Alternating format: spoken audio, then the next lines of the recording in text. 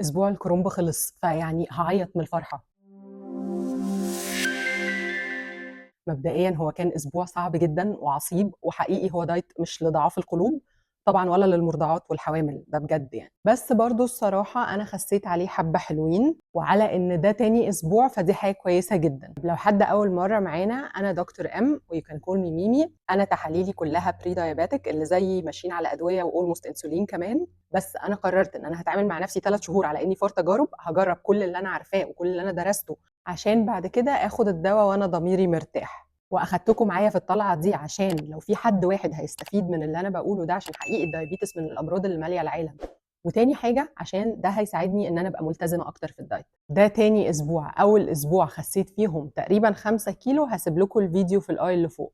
وتاني أسبوع أنا جربت شوربة الكرنب الحارقة، وهاقول لكم على النتايج بالضبط، هاقول لكم إيه اللي حصل معايا، هاقول لكم كنت باكل إيه، هاقول لكم إيه الغلطات اللي أنا عملتها اللي أنا لو كررت الموضوع ده مش هاقع فيها تاني، عشان لو حد عايز يبدأ الدايت ده ما يقعش في نفس الغلطات دي. تعالوا نخش في الموضوع على طول عشان الفيديو ما يطولش، عشان حقيقي أنا شايفة الدايت ده ليه مميزات وليه استعمالاته اللي ممكن يبقى مفيد أوي فيها. مثلًا لو أنا عروسة عايزة أعمل دايت لمدة أسبوع بس كده انزل لي 3، 4، 5، 6 كيلو كمان، فهاعرف ألتزم قبل فرحي.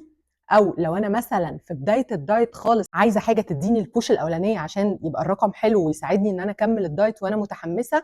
أو مثلًا لو أنا باعمل دايت بقى لي كتير ووزني ثِبِت، فدي حاجة ممكن تخلّيني أكسر ثبات الوزن بكل سهولة. المهم يبقى عندك سبب كبير يخلّيك تلتزم، عشان حقيقي الدايت مش سهل، فالسبب ده أنت هتحتاجه وتمسك فيه كل شوية في خلال الأسبوع ده. أنا حقيقي الexperience بتاعتي أنا على سابع يوم أنا كنت باموت. أنا على سابع يوم بجد ما كنتش طايقة أحط الأكل في بُقّي. ما أنا عارفة إن أنا لو جُعت هاكل شوربة كرنب، حقيقي ما جُعتش. حطيت طبق الشوربة الصبح لحد بالليل وأنا باكل فيه مش راضي يخلص. فده يجيبنا لنقطة مهمة أوي. إيه الحاجات اللي أنا كان ممكن أعملها عشان أخلّي الدايت ده أسهل شوية عليّا؟ مبدئيًا أول حاجة أنا كان ممكن أبدأ بيه هو ما أبدأش بالvegan diet، عشان بالنسبة له الvegan diet دي ملاهي وسهلة وfun وما فيهاش أي صعوبة.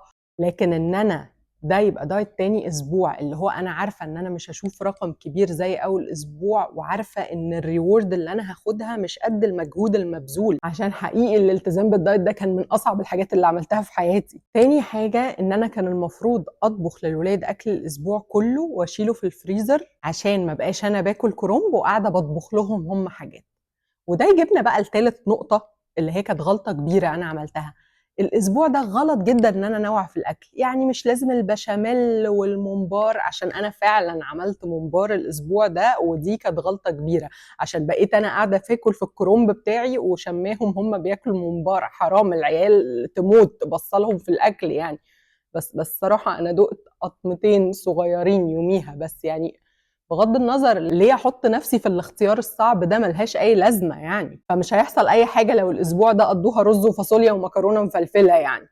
فده يجيبنا لنقطة أنا كنت باكل إيه خلال الأسبوع. الدايت ده موجود بكذا variation وكذا طريقة على النت، فأنا اخترت منهم طريقة سهلة بالنسبة لي وطريقة extreme شوية. الدايت ده بيتعمل بطرق كتير مش extreme، بس أنا اخترت الطريقة اللي هتجيب لي أسرع نتايج في أقل وقت، اللي هي عبارة عن فطار، غدا، عشا، أنا باكل شوربة الكرنب، وفي النُص الsnacks بتاعتي بتبقى يا فاكهة يا خضار، يعني أول يوم فاكهة، تاني يوم خضار، تالت يوم فاكهة وخضار، رابع يوم فاكهة، كده ويتكرر. هاحط لكم أنا كنت باكل إيه بالضبط في صندوق الوصف عشان تبقوا فاهمين بالضبط زي ما عملت المرة اللي فاتت. فاللي كان بيحصل إن أنا في اليوم اللي كان بيبقى فيه شوربة الكرنب معاها فاكهة، اليوم ده كان بيبقى صعب جدًا بالنسبة لي، لإن بقت الوجبة الأساسية كرنب، الفاكهة مش هاقدر آخد قطمة فاكهة وقطمة كرنب زي ما كنت باعمل في اليوم بتاع الخضار. فdefinitely يوم الخضار كان أسهل شوية، وأنا بدأت بيوم الفاكهة، يعني كنت باعمل يوم فاكهة، يوم خضار، يوم الاتنين، يوم فاكهة، يوم خضار، يوم الاتنين. فأول يوم ده بالنسبة لي كان صعب جدًا، يعني أنا كنت صاحية الصبح متحمسة وصاحية الصبح كُلّي energy ويالّا وهنعمل، بجد على آخر اليوم حقيقي مش عارفة آكل كمية كبيرة لإن الشوربة بتلكم والفاكهة مش لايقة معاها، فمش عارفة آكل منها كمية اللي تشبّع.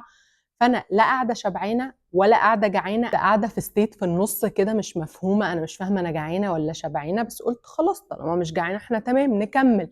تاني يوم اللي كان فيه خضار كان أسهل بالنسبة لي شوية، عشان عادي بقى وأنا باكل الشوربة أحط جنبيها شوية خس، أحط جنبيها شوية جرجير، جزر، طماطم، سلطة، فكان الموضوع بيعدّي.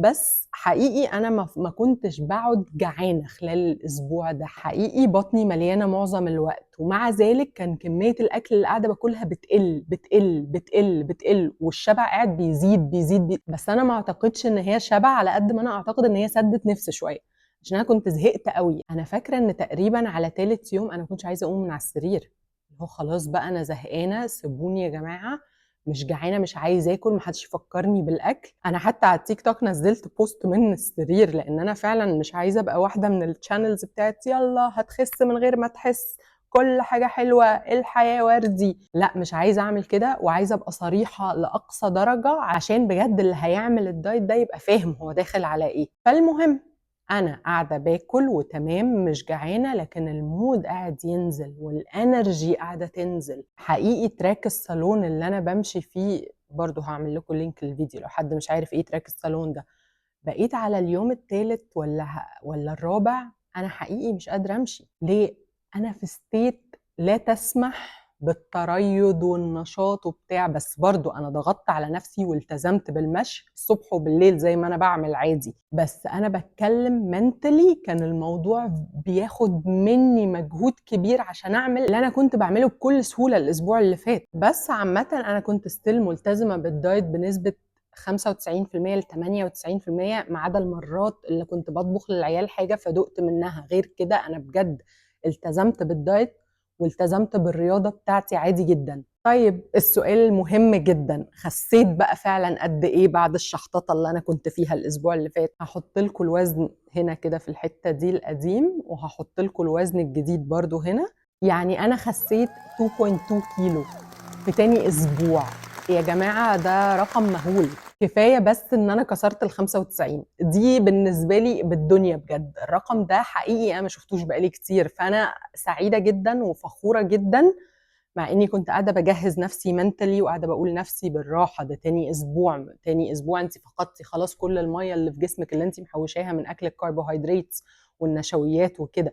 فكنت قاعدة باجهّز نفسي mentally، فحقيقي أنا لمّا شُفت الرقم ده على الميزان بجد أنا طِرت بيه، بجد أكتر من التوقعات بكتير يعني. فتمام، فأنا مبسوطة بالرقم، فدي نقطة كويسة ودي نقطة تُحسب للدايت، إن هو بعد ما أنا كنت نازلة تقريبًا 5 كيلو عرف ينزّلني عليهم 2 وربع كمان، فتمام جدًا يعني. وكمان بأقل مجهود عشان أنا ما كنتش قادرة أعمل الرياضة الحماسية اللي أنا كنت عاملاها الأسبوع اللي قبليه. بس هل بقى ال2 وربع كيلو اللي أنا خسيتهم، أو لو حد لسه بادئ دايت فهيخس مثلًا 5 كيلو والّا حتى 7 كيلو بالدايت ده، هل هي worth it؟ يعني هل أنا الstate of no energy والmood اللي يقرف الكلب اللي أنا كنت فيه الأسبوع اللي فات ده، هل الموضوع يستحق؟